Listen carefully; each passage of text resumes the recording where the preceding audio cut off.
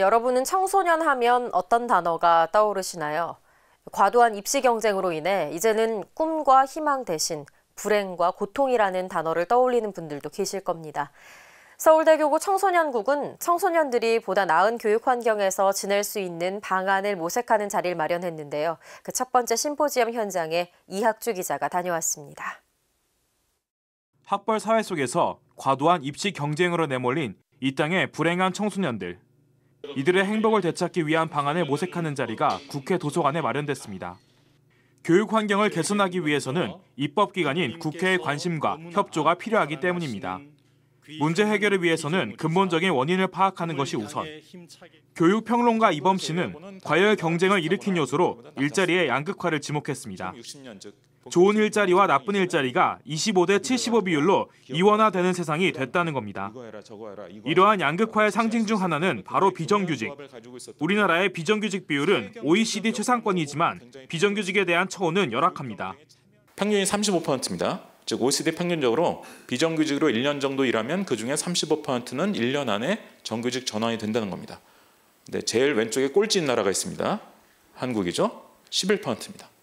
나쁜 일자리에 종사하는 75% 안에 들고 싶지 않다는 두려움이 청소년과 학부모들을 무한 입시 경쟁으로 내몰고 있었습니다.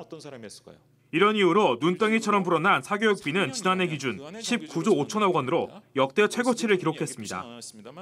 이대로 가면 파국이라는 것을 모두가 알고 있지만 그 누구도 먼저 경쟁에서 이탈할 수 없는 상황. 정의당 심상정 의원은 이 같은 교육 현실을 두고 60년 넘게 이어진 죄수의 딜레마라고 표현했습니다. 서로 협력하면 가장 좋은 결과를 얻을 수 있음에도 서로에 대한 불신 때문에 가장 나쁜 결과만을 내왔다는 뜻입니다. 교육 이념은 홍익인간으로 돼 있지만 그러나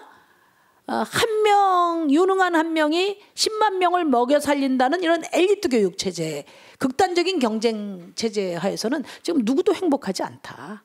심 의원은 지금의 모두가 불행한 교육을 개선하기 위해서는 교육 개혁이 필요하다고 강조했습니다. 그러면서 기존의 경쟁교육 체제에서 핀란드와 같은 협동, 창의 교육 체제로 전환해야 한다고 설명했습니다. 또한 고등학교만 나와도 안정적인 취업과 경제생활이 가능하도록 교육 시스템을 바꿔야 한다고 역설했습니다. 주교회의 정의평화위원회 노동사목소위원회 총무 정수용 신부는 심의원의 교육개혁에 공감하면서도 법과 제도에 어떤 가치를 담을 것인지에 대한 고민이 선행돼야 한다고 강조했습니다. 가톨릭 사회교리가 이야기하는 진리, 자유, 정의, 사랑 등의 그 보편적 가치들을 얼마나 공유할 수 있을까에 따라서 더 좋은 법과 제도들도 만들 수 있으리라 생각을 합니다. 서울대교구 청소년 담당 교구장 대리인 정순택 주교는 이번 청소년 사목 심포지엄이 청소년이 행복한 세상을 만드는 마중물이 되기를 기원했습니다. 함께 머리를 맞대며 손잡고 청소년들을 향한 새 세상을 만들어 나갑시다. CPBC 이학주입니다.